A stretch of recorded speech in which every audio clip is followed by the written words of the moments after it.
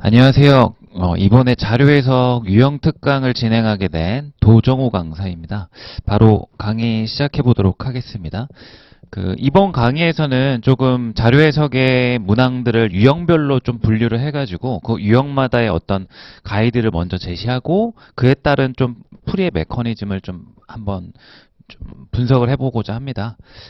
그렇게 이제 봐주시면 될 것 같고, 일단 제가 입문 강의에서도 요 피셋 괴간에 대한 것들은 요렇게 똑같이 이렇게 적어 놓고 좀 설명을 자세히 진행했는데, 뭐 간단히만 언급하고 넘어간다면, 이제 피셋 괴간 시작해서 이제 첫 번째로 이제 이 피셋이라는 시험이 이제 40문제로 구성되어 있고, 제한 시간이 이제 마킹 시간 포함해서 90분이라는 거 다들 아마 알고 계실 거고요.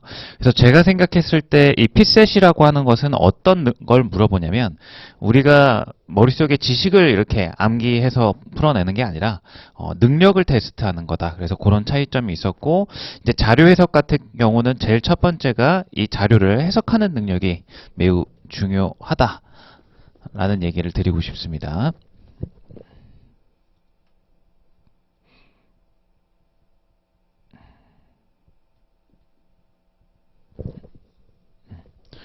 자, 그래서 이제 자료 해석 능력이 필요하고, 그래서 일반적인 언어 논리나 사안 판단에 주로 많이 등장하는 텍스트 같은 경우는 이제 수능 대비를 하시면서 워낙 이제 많이 접해 보셨을 거예요. 그래서 그러다 보니까 그런 것들은 익숙한데 이제 표나 그래프, 자료 해석에서 주로 등장하는 이러한 형식의 정보들을 우리가 파악하고 그거에 대한 물음을 답하는 과정을 많이 해본 적이 없잖아요. 그래서 요거를 이제 좀 처음에는 낯설어 하는데 이거를 이제 0에서부터 이제 새롭게 이제 익숙하게 만든다라고 생각해 주시면 좋을 것 같습니다. 그래서 인식 속도에서 똑같은 능력을 가지더라도 얼마나 더 빠른 시간 안에 그거를 이제 파악을 하느냐가 되게 이제 또 중요한 문제겠죠. 그래서 요거는 어떻게 키워야 되냐면 이제 많은 양의 양치기라고 합니다. 문제를 좀 풀어봄으로써 이 속도를 좀 올릴 수 있을 거다라고 생각합니다. 그래서 제가 가장 중요하게 생각하는 부분은 여기 부분인데 연역적 사고력이라고 하는 거죠. 뭐 흔히 논리 파트나 아니면 수학 같은 이런 학문이 이제 요 연역적 사고력을 많이 발휘할 수 있는 공부 과목이 되는데 이 자료 해석 문제를 풀면서도 어떻게 결국 이게 제한 시간이 있다 보니까 속도가 매우 중요하잖아요. 그래서 어떻게 문항을 빨리 읽고 빨리 물어보는 걸 답할까라는 관점에서 봤을 때 항상 표면적으로 드러난 대로 계산을 하거나 물어보는 대로 확인을 하게 되면 시간을 굉장히 많이 소모하게 됩니다. 그래서 이 연역적 사고력을 통해서 여러분들은 이거를 묻고 있지만 내가 다른 방식으로 좀 더 간단한 루트를 찾아가지고 그거를 답하는 고민을 항상 하셔야 되거든요. 그때 이제 필요한 게 이 연역적 사고력이라고 생각합니다. 이제 기납적 사고력 같은 경우는 이제 과거에 이제 시험이 많이 누적되다 보니까 어떤 정답이 되는 선지라든지 아니면 출제자가 이제 의도한 문구 같은 것들을 여러분들이 조금 미리 파악하는 그런 능력이 이제 좀 필요할 것 같거든요. 자, 그래서 이러한 능력을 토대로 이 제한 시간 안에 이제 실수를 조금 관리해야 된다. 그 다음에 이제 못 푸는 문제 같은 경우는 요거는 이제 이 양치기와 관련이 된 건데 이제 문제를 조금 유형화해서 접근을 하고 시간을 줄이기 위해서 유형마다 문항을 조금 빨리 풀 수 있는 대비 물리적 시간을 좀 줄이고 그 다음에 이제 아까 얘기했던 연역적 사고력을 이용해서 여러분들이 기납적 사고력도 마찬가지고요. 어떤 성구안 같은 걸 가져가지고 이 문항의 답을 최대한 빠르게 답할 수 있는 루트를 조금 찾으셔야 됩니다. 그런 것들에 대한 얘기가 이제 제가 간단히 여기는 언급만 하고 넘어가는데 여러분들이 만약에 혹시 이제 가능하다면 입문 강의에 첫 시간에 요 얘기를 좀 자세히 해놨으니까 한번 봐주시면 좋을 것 같습니다. 그래서 제가 이제 강조하는 거는 풀이 절차 같은 경우는 항상 자료 해석을 들어갈 때 보기나 선지에서 물어보는 걸 직접적으로 좀 읽고 바로 확인하기보다는 항상 그걸 보기 전에 문제에 주어진 자료 성질이 어떠한지를 먼저 파악하고 가는 게 굉장히 중요하다고 생각을 하거든요. 그래서 어떠한 자료의 종류가 주어졌는지, 그리고 이제 그 자료의 제목이, 그리고 단위와 그 각주 같은 경우는 이 자료의 부가적 설명이고 또 출제자의 어떤 의도가 들어간 부분이 될 수도 있기 때문에 매우 중요합니다. 그래서 이런 것들을 먼저 파악하고 난 뒤에, 그래서 이걸 토대로 이걸 파악한다는 건 뭐냐면 무엇을 알 수 있는지,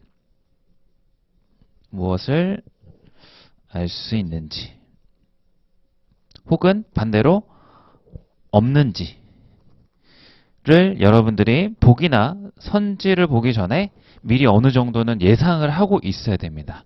그래서 단순하게 이 표가 이렇게 생겼구나 이게 아니라 이 표를 통해서 알 수 있는 정보가 뭐고, 혹은 반대로 알 수 없는 정보는 뭐고, 뭐 그런 것들을 이제 좀 계속 예상하면서 이제 문항을 푸시는 게 훨씬 속도면에서 바로바로 이제 보기나 선지가 보이기 때문에 우월하다라는 말씀 드리고 싶습니다. 그래서 아까 얘기했던 이 성관에 대한 내용이 이렇게 두 번째, 이제 선지, 보기나 선지 같은 경우에 이런 우선순위를 확정하는데 무조건 순서대로 볼 게 아니라 혹시라도 선지 안에서 출제자의 어떤 의도가 보이는 문구가 있다면 그거에 연결되는 보기나 선지를 먼저 보시는 게 조금 풀이의 절차를 좀 간소화해주는 그런 역할을 해주게 됩니다. 그래서 간단히 이제 개간 정도만 한번 해봤고요. 뭐 자세하게 이 내용을 좀 얘기한 게 있으니까 다시 한번 말씀드리지만 인문 강의 첫 번째 강의 한번 보시는 게 좋을 것 같습니다. 자, 이제 다음으로 넘어가세요. 이제 이거는 제가 자료 해석을 분류한 기준인데요. 그래서 자료 해석을 총 확인형하고 그리고 추론형으로 이렇게 두 가지로 나눴습니다.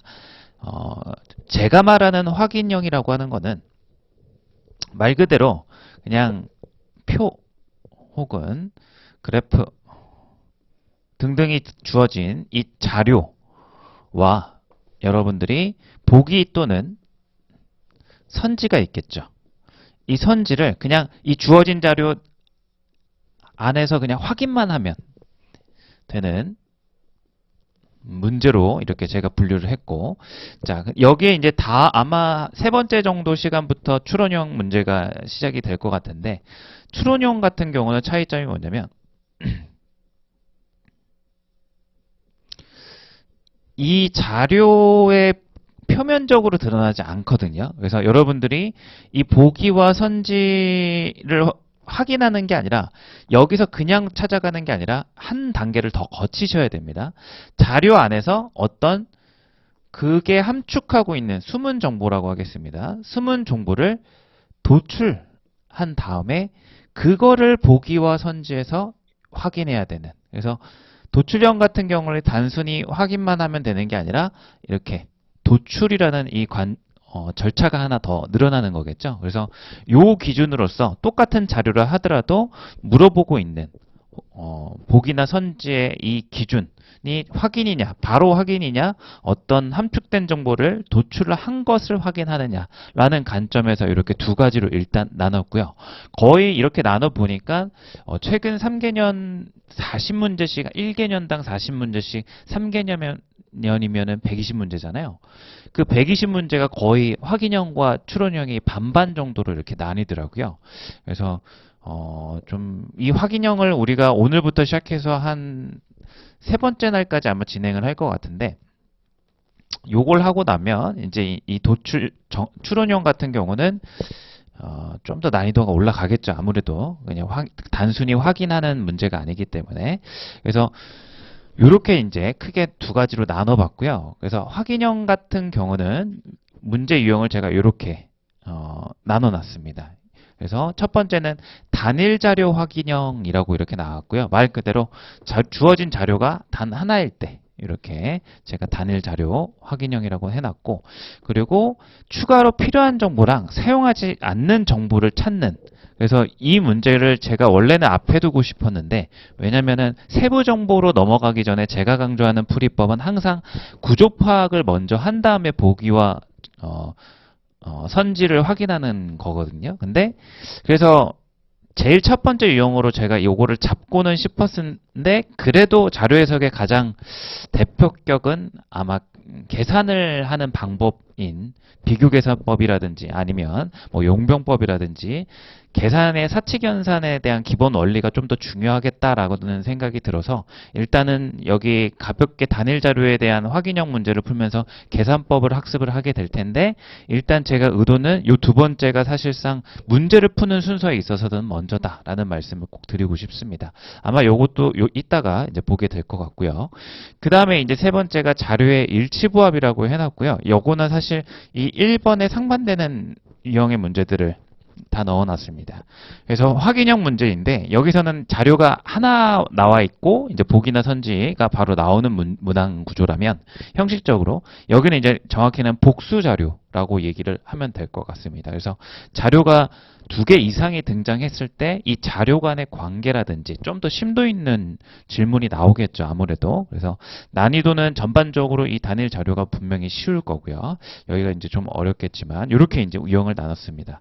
그리고 요거는 조금 애매하긴 했는데 여기 하나 더 이제 추가되는 게 매칭형이라고 해서 자료 해석 문항 중에서 요것도 비중이 꽤나 있죠. 그래서 기억 니은 디귿 리을에 서로 이제 짝이 맞는 걸 찾아라 뭐 이런 문항이라고 보시면 될 것 같습니다. 자, 그래서 이제 개가는 요 정도만 하고 바로 이제 문항으로 이제 한번 세부 내용으로 들어가 보겠습니다.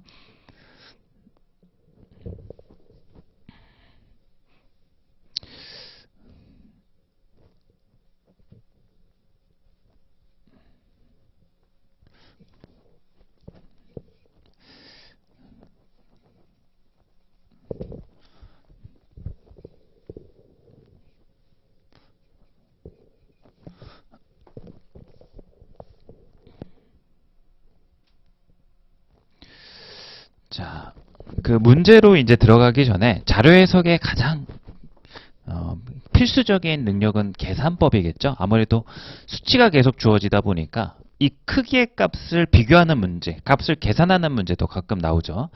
그래서 그런 계산을 어떻게 할 것인가를 조금 몇 가지를 정리하고 가도록 하겠습니다. 여기서 이제 계산법에 대한 얘기를 해보자면 첫 번째가 비교 계산에 대한 얘기인 거죠. 비교 계산. 자,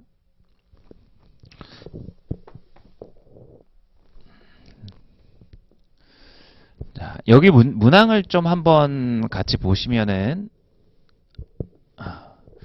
아시겠지만 여기 수치들이 이제 물어보는 게 뭐 평균을 물어보고 비중이 더 크다. 그래서 크다 작다. 이제 뭐 미리 이따가 또 볼 거지만 이상이다. 동일하다. 이하다. 그죠? 몇 가지 문제만 보더라도 감소한다. 같다. 이상이다. 높다. 자, 이렇게 항상 물어보죠. 그러니까 자료 해석의 특징 중에 하나가 뭐냐면 경험적으로 계속 이제 출제가 이렇게 되고 있는데 우리가 판단해야 되는 거는 뭐냐면 왜 비교 계산이냐? 요 비교라는 단어가 의미하는 게 이하, 이상, 초과, 미만 이것에 대한 판단이기 때문에 그리고 우리가 정확한 값을 계산해야 되는 게 아니기 때문에 비교 계산이라고 부를 수 있는 거죠. 그래서 이 비교 계산 같은 경우를 하는 데 있어서 방법을 우리가 한번 정립을 한번 해보자라는 거죠. 그래서 제일 첫 번째 같은 경우는 비율 판정입니다. 비율 판정. 자, 예를 들어서 이제 이런 구조를 확인한다고 예를 들어 보겠습니다. A분의 B랑 C분의 D가 있습니다. 이렇게 이 두 개의 분수 비교를 하는 데 있어서 이거를 값을 계산하느냐라는 일은 거의 없습니다. 절대 이걸 값을 계산해서 하나의 계산을 더 추가적으로 하시게 되면 시간이 무조건 많이 걸리게 되거든요. 그래서 다들 이제 이 정도는 이제 좀 아시는 분들이 많이 계시겠지만 절대 이렇게 가시면 안 되고 항상 여기 안에서 이 둘의 대소 비교를 해줘야 된다는 거죠. 그래서 제일 첫 번째가 이제 뭐냐면 비율 판정이라고 해서 이 대소 비교를 우리가 판단할 때 여기 A와 C 그리고 B와 D 이 둘의 비율을 한번 따져보는 겁니다. 그러니까 뭐 예를 들자면 이런 거죠. 어떤 수가 여기가 2분의 3이 있고 1.5죠. 그 다음에 여기가 3분의 뭐 5가 있다라고 한번 가정을 해볼게요. 그럼 누가 더 큰가? 뭐 간단히 계산을 해도 물론 너는 1.5고 너는 1.5 이상이니까 1.666 이렇게 갈 거잖아요. 계산이. 그래서 얘가 크다라고 이렇게 판단할 수 있지만 우리가 이거를 이렇게 판단하지 않고요. 이 값을 계산하는 게 아니라 비율 판정이라고 하는 것은 이 5가 3의 몇 퍼센트 증가한 수치인지를 판정을 하는 거죠. 그러니까 3에서 5 증가한 거는 한 3분의 2, 66% 정도 되는 거잖아요. 그리고 3은 여기에서 분모의 증가량을 봐보게 되면 3은 2의 50% 정도 증가한 수치가 되겠죠. 그렇기 때문에 분모의 증가량보다 분자의 증가량이 더 크니까 이 오른쪽 수치가 크다라고 이렇게 판정을 해주는 게 이제 비율 판정이다라고 이렇게 이야기를 드리는 겁니다. 그래서 이렇게 항상 하시는 게 값을 계산하는 것보다는 무조건 판단이 빠르다라는 거죠. 그래서 여기에 이 비율이 극명하게 확실히 차이가 나는 정도면 무조건 비율 판정으로 이렇게 가시는 걸 조금 추천드리고요. 자, 두 번째는 이제 이런 방법도 존재하죠. 용병법이라고 흔히 수험가에서 많이 통용되는 방법이죠.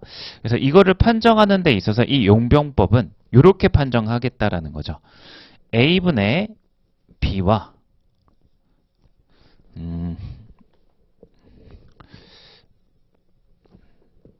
자, 요거를 일단 가정을 해볼까요? A분의 B가 만약에 C분의 D보다 작다면 이거랑 똑같은 얘기가 뭐냐면 A분의 B는 C-A분의 D-B 보다 작다를 이용하는 거죠. 그래서 지금 추론 형식은 요게 성립할 때 이제 요게 성립한다라는 어떤 동치명제 하나를 항상 성립하는 부등식 하나를 이렇게 썼는데 이 거꾸로 우리가 적용할 때는 이거를 판단할 때 요걸 보고서 판단을 하겠다라는 거죠. 일단 풀이의 메커니즘만 다시 한번 확인해 보면 이걸 비율 판정으로 가면 이렇게 되는 거고요. 만약에 이제 여기는 이제 첫 번째 비율 판정은 이렇게 되고 두 번째로 가서 용병법을 쓰겠다라고 하는 거는 이제 뭐냐면 2분의 3하고 이 큰 분모 분자가 큰 수치에서 분모를 뺀 수치를 분모에 써주시고요. 3 빼기 2니까 여기에 따르면 분모가 1이 되는 거고 분자는 5 빼기 3이니까 여기는 이제 2가 되겠죠. 그래서 이렇게 써놓고 비교를 하는 겁니다. 그래서 혹시라도 이걸 이해를 잘 못하실 수도 있는데 이 원리를 이제 한번 증명해 보지 않으셨다면 근데 이제 쓰는 방법은 이렇게 쓸 수 있다라는 거죠. 2분의 3하고 1분의 2잖아요. 얘가 더 크니까 얘가 더 크다라고 이렇게 판정을 하는 방법이 용병법입니다. 그래서 이제 두 가지 중에 한 가지를 여러분들이 사용하셔가지고 이 계산의 분수 비교에 대한 얘기를 조금 한 겁니다. 자. 그래서 앞으로 나올 문항들을 여러분들이 풀어내시는데 비교 계산을 하시게 될 일이 거의 비율적으로 보면 한 98%거든요. 그러니까 값을 계산하는 일이 2%도 안 되는 것 같아요. 1%? 자료 해석이 물어보는 복이나 선지들을 한 1000개라고 쳤을 때 한 값을 계산해야 되는 복이나 선지가 한 10개가 될까요? 10개 정도, 그러니까 1%에서 2% 사이 정도 되는 것 같아요. 1000개 기준으로 10개와 20개. 그래서 거의 값 계산하는 게 아니라 큰지 작은지 같은지를 확인하는 거기 때문에 이 계산법이 거의 주를 이루고 이게 대표격으로서 먼저 나와야 되는 내용이다라고 생각해가지고 먼저 소개를 시켜드렸습니다. 그래서 입문 강의 한번 찾아보시면 제가 이게 왜 이 용병법이 왜 이렇게 성립하는지 첫 번째 강의 누구나 다 들으실 수 있으니까 요 증명하는 방법에 대한 것들은 그걸 한번 좀 참고해 주시면 좋을 것 같습니다.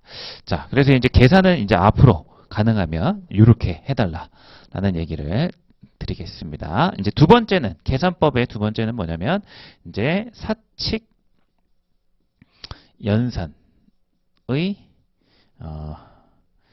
원칙.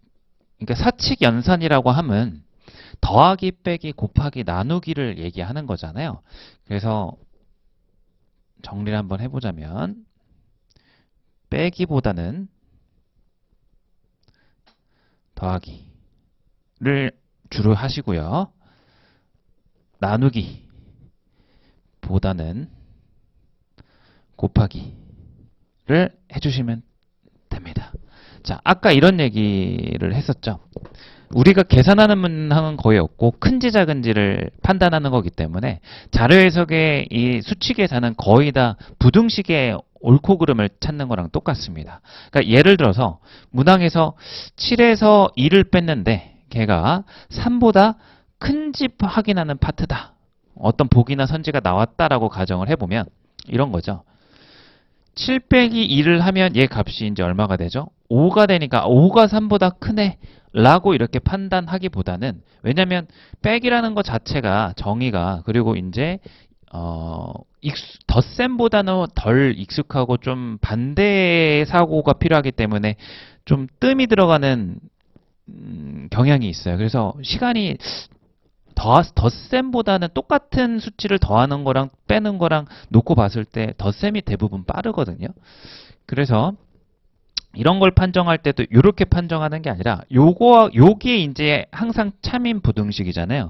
그럼 이거와 동치인 명제를 하나 써보면 7에서 양변에 2를 더했을 때 7이 3 더하기 2보다 큰지를 판단해도 되는 거잖아요. 그러니까 동치명제라고 하면 이제 논리 파트에서 다들 배우시는 용어겠지만 요게 참일 때 얘가 참이 되고 거꾸로 얘가 참일 때 여기가 참이 되는, 흔히 필요충분 조건을 우리가 동치명제라고 얘기를 하잖아요.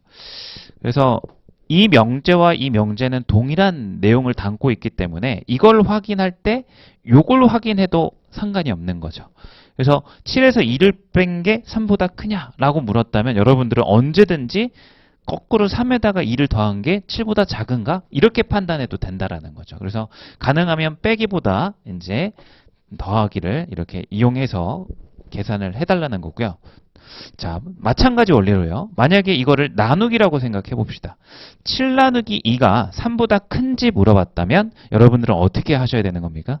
3 더하기 2가 아니라 이제 이게 나누기가 양변에 2를 곱해서 이 부등식이 참이면 곱하기 2를 해도 마찬가지로 똑같이 참이 되겠죠. 그래서 3에다 2를 곱한 게 7보다 작은지 요걸 판단해 주시는 쪽으로 가시는 게 제가 이야기 드리는 이제 사칙 연산의 원칙을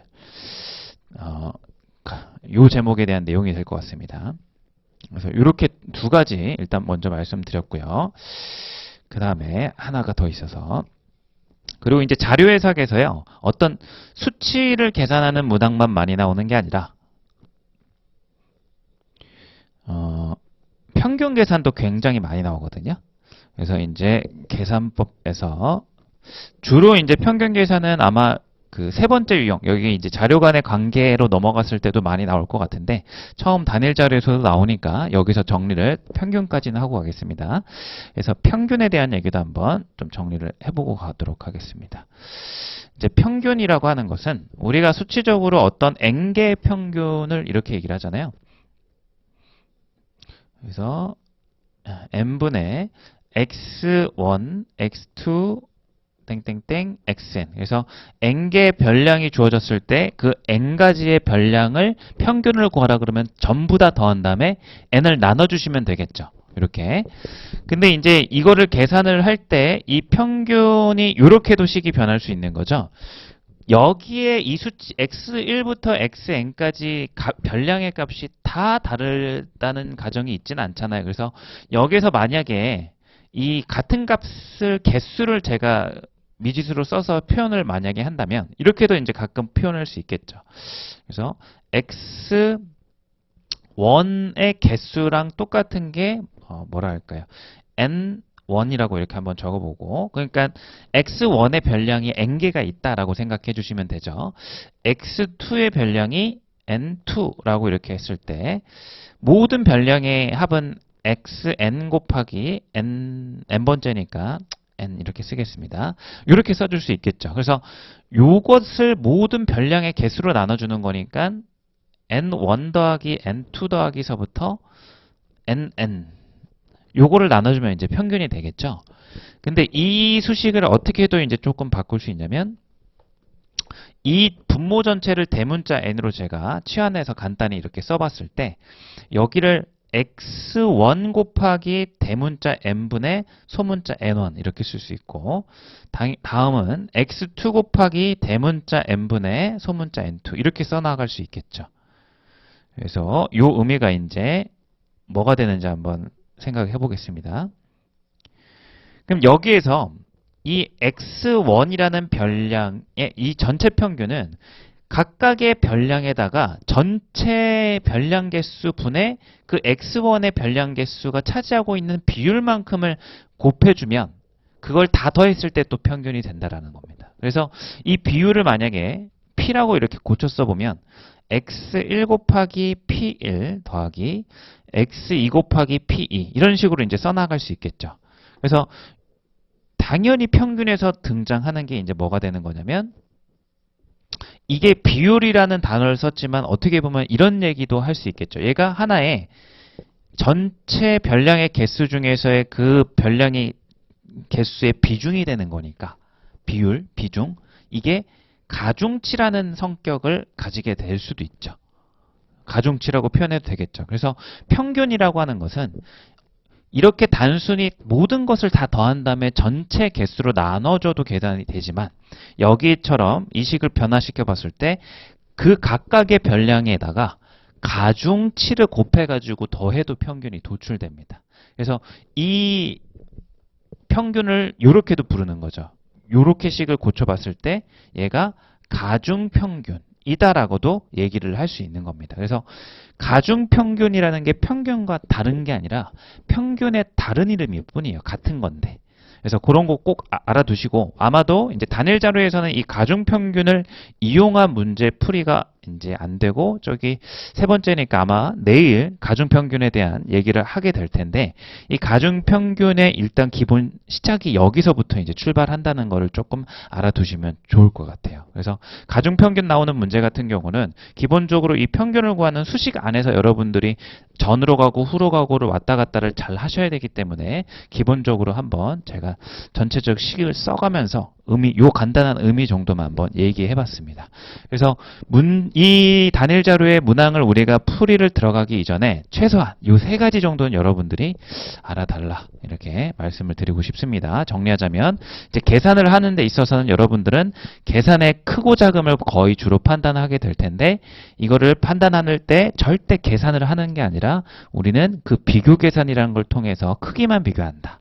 값을 계산하지 않는다. 그래서 방법은 비율 판정과 이제 용병법 두 가지가 있고요. 두 번째는 사칙 연산의 원칙이라고 해서 가능하면 빼기보다는 더하기로 계산을 해주시고 나누기보다는 곱하기로 계산을 해달라. 그 다음에 평균도 잘 나오는데 평균을 구하는 수식은 이렇게 되고 이거를 이렇게 식을 바꾸게 되면 이런 의미, 가중평균의 의미까지도 여기 식에서 찾아볼 수 있다라는 얘기로 정리하겠습니다. 자, 바로 이제 한번 이거를 적용하는 문제로 한번 들어가 보겠습니다. 그 여러분들이 가지고 계신 파일에 이제 첫 번째 문제가 되겠죠. 자,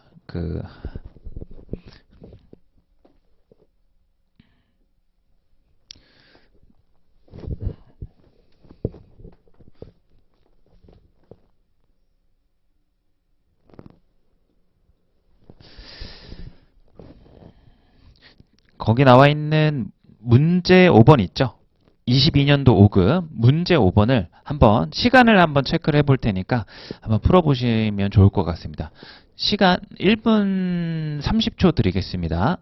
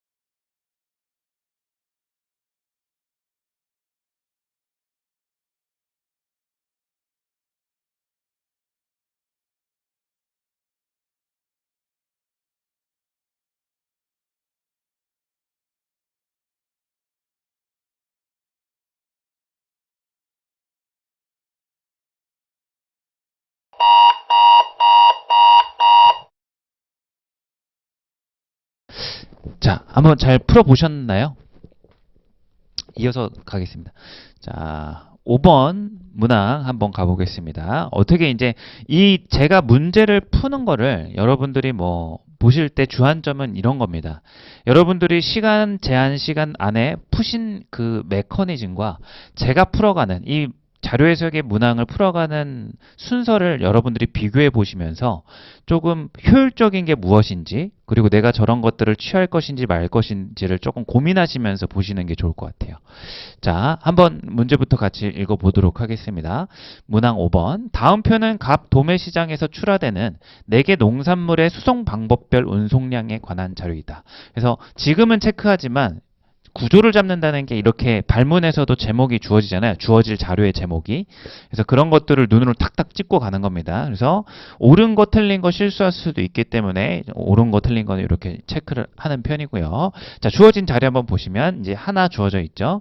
4개 농산물의 수송 방법별 운송량. 그래서 수송 방법별 운송량이 이제 톤 단위로 단위까지도 확인해 주시고, 이제 도로철도, 해운이, 쌀밀, 콩, 보리 합계까지도 나와 있죠. 이 합계는 다 더하면 구할 수 있는 건데 친절하게 주어졌다라는 것도 좀 인식하시는 게 좋겠죠. 괜히 이렇게 이 자료를 통해서 충분히 구할 수 있는 자료가 추가적으로 나왔다라는 거는 출제자가 이거를 분명 물어볼 거라는 걸 예측할 수 있거든요. 그런 생각도 하시는 게 좋아요. 그래서 각주 한번 보시면 갑 도매시장 농산물 수송 방법은 도로, 철도, 해운, 모순 방지죠. 이제 이거는 쓱 읽고서 여러분들이 별로 중요치 않구나, 다시 볼 일은 없겠습니다. 이 정도를 파악하고 그 다음에 이제 보기를 본다는 거죠. 한번 바로 보기로 들어가 보겠습니다.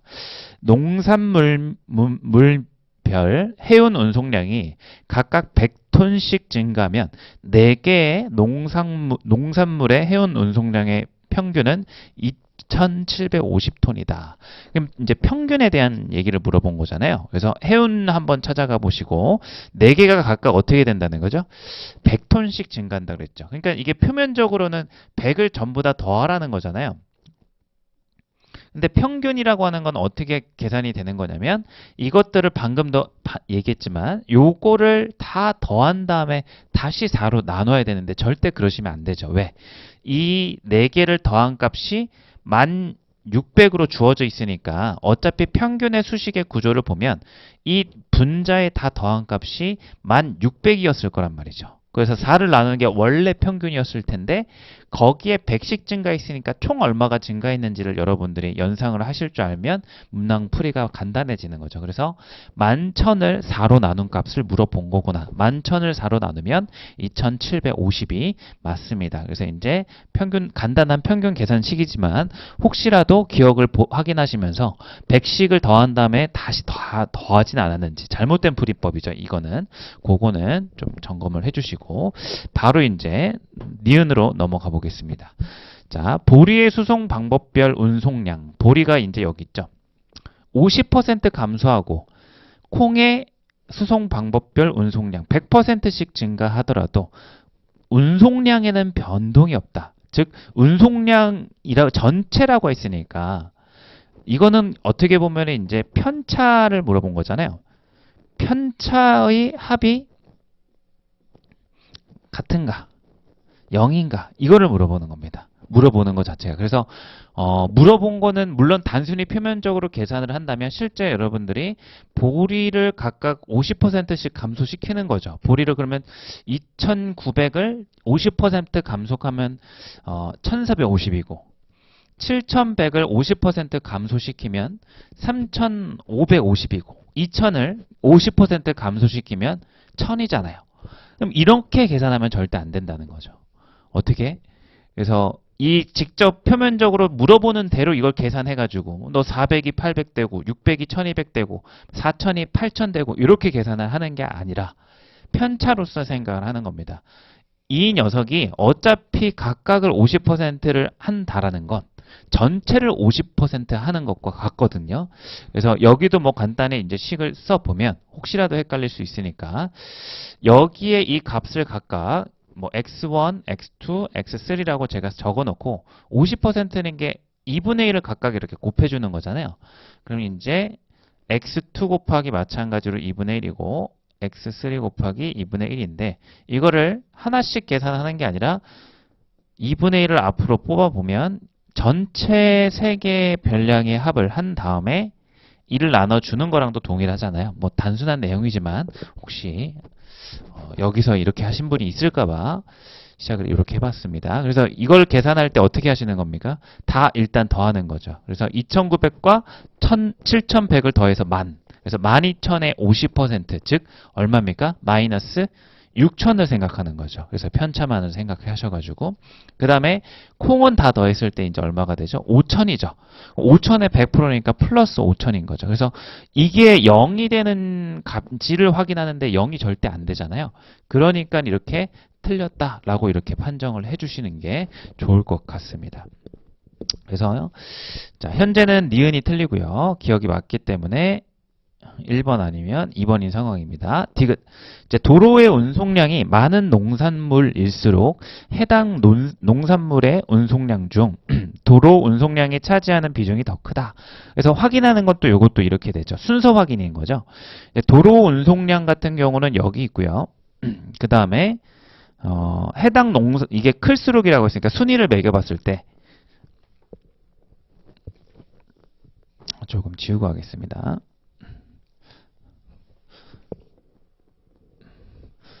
자, 순위를 매겨보면 도로 운송량이 많은 순위가 1, 2, 3, 4 이렇게 되죠. 그럼 여러분들이 만약에 디귿을 확인한다면 뭘 확인하는 거랑 똑같냐면 이런 거예요.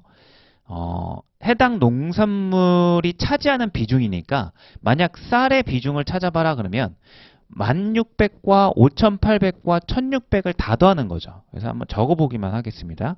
1600 더하기 5800 더하기 1600 분의 1600 이렇게.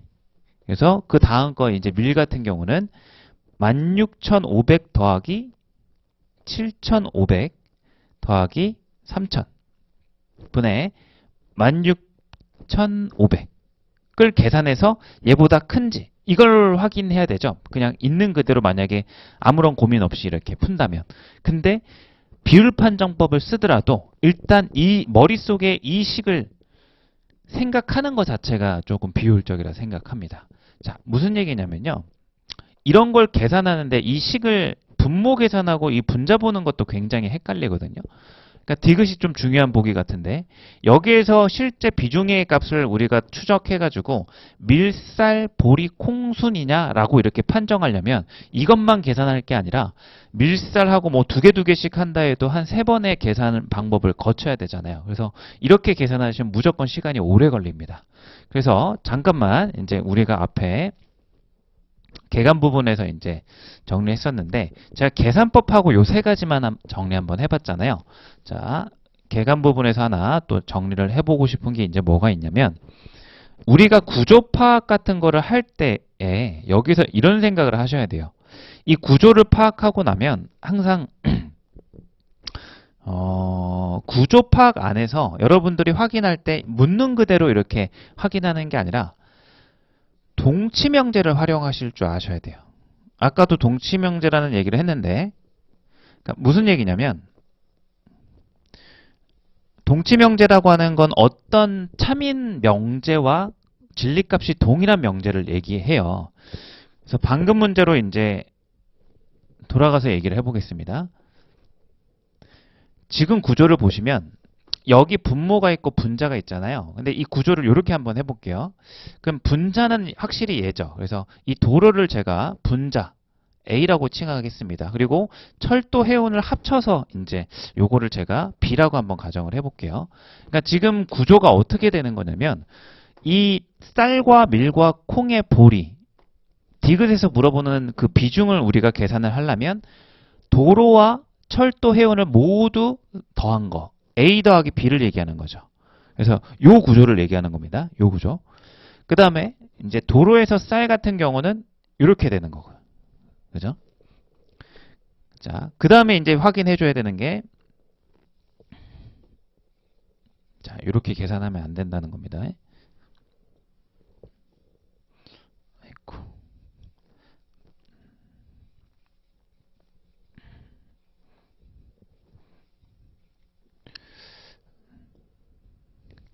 자, 여기를 이제 제가 미래 도로 운송량을 C라고 하고 요 두 개 합쳐서 제가 한번 B라고 한번 가정을 해볼게요. 그럼 우리가 비교해야 되는 건 자꾸 필기를 잘 못해서 죄송합니다. 다시 한번 써보겠습니다. A 더하기 B분의 A랑 C 더하기 D분의 요거 D죠, D. D라고 한번 해보겠습니다. D분의 C랑 여러분들이 이제 비교를 하는 거거든요. 그럼 이렇게 되면 벌써 확인해야 되는 수치가 이렇게 세 군데로 몰리니까 굉장히 좀 간단한 A분의 B, C분의 D 이런 것보다는 복잡할 수밖에 없어요. 연산 처리 과정이. 그럼 아까 방금 얘기했던 동치 과정이 뭐냐면 얘하고 진리값이 같은 부등식을 생각을 해보는 겁니다. 만약 얘가 이렇다, 이게 참이다 라고 생각해 보면 양수라는 조건 하에서 얘랑 진리값이 동일한 식은 부등식은 이렇게 되는 거죠. 뒤집어 올려서 분모하고 분자를 자리를 바꿨을 때 A분의 A 더하기 B 하고 이제 부등호가 바뀌는 거죠. C분의 C 더하기 D 이렇게 바뀌는 겁니다. 그럼 이거랑 또 진리값이 같은 명제가 뭐냐? 부등식은 뭐냐? 양변에 1을 빼주겠죠. 그러면 여기 부분은 1을 빼주면은 A 빼기 1 했을 때 빼기 1이 A분의 A로 이렇게 계산이 되는 거니까 A가 사라집니다. 즉 A분의 B가 된다는 거죠. 좌변이. 마찬가지로 1을 빼주면 여기는 C분의 D가 되는 거예요. 그럼 이거를 좀 보기 좋게 여기 A, C가 분자니까 이거를 한 번만 또 돌려서 분모 분자 자리 바꾸면 되겠죠? B분의 A 이제 자리 바꿨으니까 여전히 이제 처음 부등호 방향하고 동일한 겁니다. D분의 C와 같다. 라는 게 도출이 됩니다. 무슨 얘기냐? 이 부분에서 우리가 확인할 건 이거지만 여러분들은 이걸 확인해도 된다라는 겁니다. 그럼 이걸 확인하는 것보다 그럼 이제 어떻게 구조로 보이시냐면 이거 나중에 이제 가끔 나오니까 이건 중요할 것 같습니다. 이거는 이제 적어두시면 좋을 것 같아요. A 더하기 B분의 A 이렇게 분모 문제에 같은 문자가 있으면 그 같은 문자 중에 하나를 분자에 있으면 하나 마찬가지고 분모에 있어도 그 하나를 없애고 판단해도 된다라는 겁니다. 이걸 제가 어떻게 보면 증명을 한 거죠. 이렇게. 그래서 이렇게 A 더하기 B분의 A라는 식의 구조와 C 더하기 D분의 C라는 이 대소비교의 구조가 나왔을 때는 B분의 A와 D분의 C를 여러분들이 판정해도 된다라는 거죠. 그럼 이게 이제 얼만큼 좀 계산이 나아지는지 한번 확인해 보도록 하겠습니다.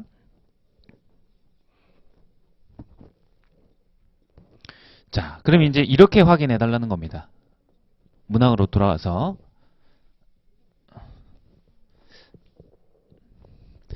자, 이걸 다 더한 것분의 1600이 아니라는 거죠. 요것분의 그냥 요거 하셔도 된다라는 거예요. 마찬가지로 요것분의 요거 하셔도 된다라는 거예요. 그럼 현재 콩하고 보리는 굉장히 분자 이 수치가 작기 때문에 고민이 안 되죠. 그래서 실제 순위가 1, 2, 3, 4가 맞는지 확인 한번 해본다는 일단 1, 2위를 가려봐야 되겠죠. 그랬을 때 이거를 식으로 적고 값을 계산하면 절대 안 되고요. 적더라도 아까 처음에 적었던 식 절대 그렇게 또 적으면 안 된다는 겁니다. 그냥 여기서 보고서 1500분의 16500 이렇게 보시는 거죠. 그래서 적더라도 1500 정도 이렇게 더한값 적어두시고 여기는 7400 이렇게 적어두시는 겁니다. 그럼 여러분들이 판정할 수치는 뭐가 되는 거죠? 7400분의 1600과 1500분의 16500을 비교하시라는 겁니다. 그래서 제가 처음에 설명드렸다시피 이거는 분수값에서 비율 판정이면 충분하겠죠. 1500은 7400에 어느 정도 되죠? 차가 3100이니까 50% 미만입니다. 근데 1600에 16500은 50% 초과죠. 분자의 증가율이 더 크니까 이 미리 쌀보다 비중이 크다라고 그냥 판단하고 가는 겁니다. 그래서 이걸 푸실 때 디귿이 조금 기억 니은은 평균이 있고 좀 쉬웠잖아요. 그래서 요것들은 다 잘하셨을 거라고 생각이 드는데 디귿이 좀 중요한 문항이겠죠. 난이 이제 어렵진 않지만 그래서 디귿 같은 거를 푸실 때 이런 것들을 다 더해서 분자값을 계산하면 남들보다 무조건 한 30초는 시간을 더 쓰게 됩니다. 전반적으로 봤을 때. 그리고 이제 3, 4위도 이제 요걸 사용해서 한번 확인해 볼까요? 여기는 4600이죠. 여기는 9000이죠. 9000분의 2,900, 여기는 4,600분의 400. 그러면 이제 여기 비율은 너무 쉬우니까 여긴 10%가 안 되고 10%는 당연히 넘으니까 이거는 뭐 어렵게 계산할 필요가 없죠. 그래서 1, 2, 3, 4 요 순위가 그대로 일치한다라는 걸 확인할 수 있습니다. 그래서 단순히 시간만 재지 마시고요. 어떻게 풀었는지 메커니즘을 한번 비교를 하시면서 여러분들이 좀 이것들을 가져가실 수 있으면 가져가시면 좋을 것 같습니다. 이런 겁니다. 그러니까 이런 거 하나를 이렇게 풀게 되면 자료 해석은 문항이 40문제지만 사실상 제가 봤을 때는 자료 해석은 다른 파트 영역하고는 다르게 보기와 선지로 나눴을 때는 그 개수를 따졌을 때 한 문제당 평균적으로 한 4개 보기나 선지를 확인해야 되잖아요. 4개가 이제 주어져 있잖아요. 그럼 실제 확인하는 건 아마 한 3개에서 4개 사이가 될 텐데 선지는 보통 3개에서 4개, 보기는 이제 2개에서 3개 정도 되겠죠. 그럼 평균적으로 한 문제당 확인해야 되는 보기 또는 선지가 3개라고 했을 때 40문제가 아니라 한 120개의 선지나 보기를 여러분들이 실전에서 확인을 하게 되거든요. 그럼 120개 중에 이런 것들 하나하나가 여러분들이 거기서 시간을 5초를 줄이고 10초를 줄이게 되면 굉장히 큰 시간으로 나중에는 차이가 나게 되거든요. 그래서 사소한 것들 하나하나를 기출 분석을 하시면서 이런 것들을 조금 가져가셔야 됩니다. 자, 어찌됐든 이렇게 해서 확인이 되고요. 그래서 리을 같은 경우는 읽어만 보겠습니다. 그래서 정답은 이제 1번으로 나왔고요. 해운 운송량이 적은 농산물일수록 해당 농산물의 운송량 중 해운 운송량이 차지하는 비중이 더 작다. 디귿과 똑같은 구조인 거죠. 실제로 해운 쪽을 분자로 올려가지고 이 우선순위가 반대로 작은지 확인하는 거기 때문에 디귿을 이렇게 풀어봤으니까 여러분들이 꼭 한번 디귿을 제대로 학습하시고 소화하신 다음에 리을도 한번 적용해 보시면 좋을 것 같습니다. 자, 이렇게 이제 5번 문항을 단순히 이제 해설이 아니라 이렇게 어떻게 풀어가야 되는지 메커니즘에 대해 집중해서 한번 계속 나아가 보겠습니다. 다음 문항으로 한번 가보겠습니다. 자, 다음 문항은 22년도 5급 20번 문제입니다. 시간 요것도 1분 30초 한번 드려보겠습니다. 한번 풀어보시고 그 다음 이제 해설 저랑 같이 나아가겠습니다.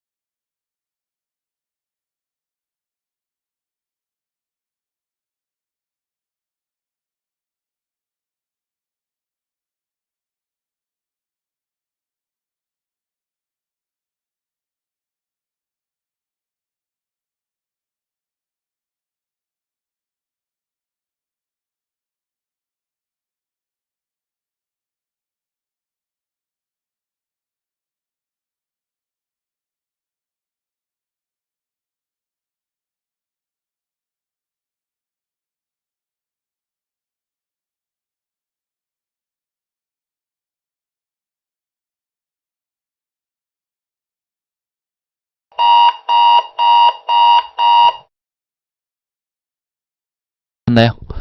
바로 이제 저도 같이 문항 읽고 어떻게 이제 풀어갔는지 그 과정에 집중해서 한번 보겠습니다. 20번 문항 이제 구조부터 먼저 파악을 해보면 다음 표는 연도 날짜 이런 거 되게 중요합니다. 눈으로 콕 찍으시고 응급실 현황 지금 이제 초반이니까 한번 체크도 해보겠습니다. 옳은 것은 자 주어진 자료를 보시면 응급실 현황이 나와 있고요. 발문에 나온 대로 이 날짜 참고하시고 응급의료기관 유형별 응급실 현황이 나와 있습니다. 단위는 개와 명 단위로 나와 있고요. 유형이 이제 요 세 가지 권역, 지역, 기초 그 다음에 이렇게 꽤나 많이 나와 있습니다. 빈칸 같은 건 없으니까. 자, 각주 보시면 내원 환자 수는 2021년에 응급의료기관 응급실 내 내원한 전체 환자 수다. 이렇게 중요치 않은 정보 같죠, 그죠? 모순 방지인 것 같습니다. 전체라고 했으니까. 선지 1번부터 한번 바로 보겠습니다. 응급실 전담 전문의 1인당 응급실 전담 간호사 수가 가장 많은 응급의료기관은 기초응급의료이다. 그래서 여러분들이 전문의 한 명 당 응급 전담 전문의니까 여기죠.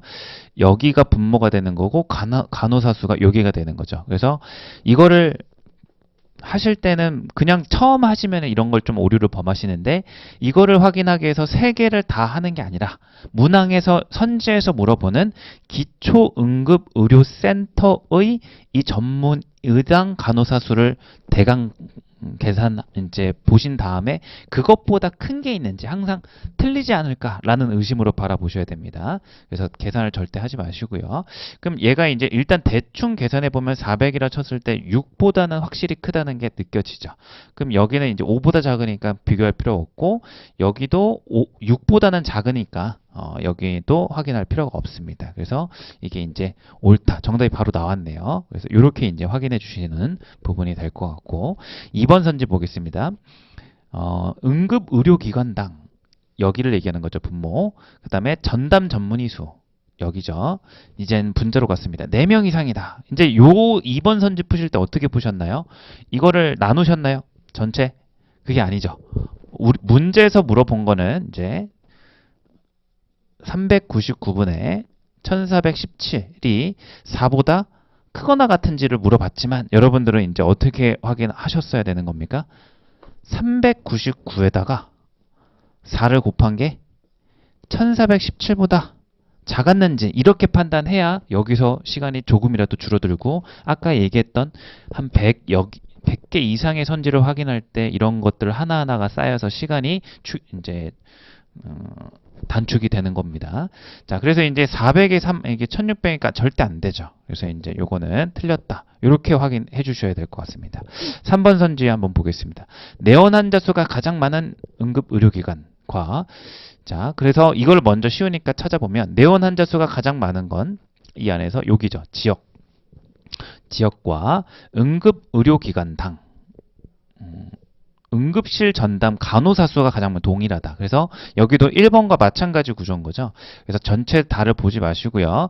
응급의료기관당 간호사 수를 일단 대강 먼저 보는 거죠. 그럼 여기가 지금 20은 훨씬 넘어가죠. 근데 여기는 뭐 10 정도, 여기도 뭐 35에다가 틀렸죠. 여기가 되게 크죠. 뭐 20이 아니라 여기 같은 경우는 뭐 50, 40, 50 뭐 이 정도가 될 텐데 비율로 봤을 때 그래서 이것도 이제 틀렸다 이렇게 이제 판단해 주시는 거고요. 4번 선지 응급실 전담 전문의 1인당 전문의 1인당 내원 환자 수가 가장 적은 유형은 권역. 그래서 권역을 보는 겁니다. 1, 3, 4번이 선지를 확인하는 순서가 똑같죠. 그래서 전문의당 그 다음에 내원 환자 수 요걸 보는 겁니다. 그래서 이것이 가장 적은가 이거보다 적은 게 더 있는가? 그럼 여기서 얘랑 바로 아래 보시면 비율 판정법이 충분히 가능하죠. 2배가 넘어가는데, 그죠? 여기도 2배가 좀 넘어가요. 좀 애매하고. 그 다음에 여기는 분자가 확실히 크니까 여기는 맞고요. 그럼 우리가 판정해야 되는 거는 318분의 154. 720분의 345 이렇게 되는 거잖아요. 그럼 이 비율을 한번 봐보시면 좋다라는 겁니다. 그럼 320 정도 가늠하고 이제 720이라고 했을 때 한 2배 하고서 한 2배 하고서 120이 남아 있으니까 40%가 조금 안 되는 거잖아요. 근데 이제 여기는 보시면 150 정도 생각하시고 130 이렇게 보수적으로 잡고 일단 대강 먼저 해보시면 여기서 2배 했을 때 300이고 45는 3 조금 안 되는 거잖아요. 근데 여기는 확실하게 3은 넘어가니까 이 부분이 이제 이 녀석이 더 작다라는 게 이제 판단이 돼서 여기는 틀렸다. 그래서 이제 요거는 조금 사소한 차이고 불안할 수 있기 때문에 여러분들이 비율 판정법으로 안 되시면은 용병법을 써서 정확히 이제 확인해 보셔도 되겠지만 이제 일단 첫째 자리수 2배 차이는 똑같았는데 앞에 퍼센테이지에서 이 녀석 같은 경우는 30 몇 %가 더 증가한다는 건 확실하고 여기서는 30%보단 작다는 게 확실한 거니까 굳이 제가 판단했을 때는 용병법까지 들어가지 않아도 되지 않을까 생각합니다. 그 다음에 5번 응급실 병상당 내원 환자 수는 병상당 내원 환자 수 이렇게 봐줘야 되겠죠. 모든 응급 의료기관 유형에서 1200명 이하이다. 그래서 1.2배를 해보라는 거죠. 그래서 이걸 절대 나누지 마시고 1.2배를 했을 때 더 작은지 확인해 주시면 되겠죠. 그러면 여기 이 부분에서 1.2배 여기 이렇게 되고 여기죠. 여기 3279를 1.2배 하면 3, 4, 5보다 무조건 크잖아요. 그래서 지금 뭔가 이걸 성질을 좀 분류하자면 1번, 3번, 4번이 확인하는 순서가 같았고요. 그 다음에 2번과 5번이 더 사칙 연산의 원칙을 도입하는 게 똑같았던 그런 선지 같습니다. 자, 이렇게 한번 마무리하도록 하겠습니다. 잠깐 쉬었다가 이어서 강의 진행하도록 하겠습니다.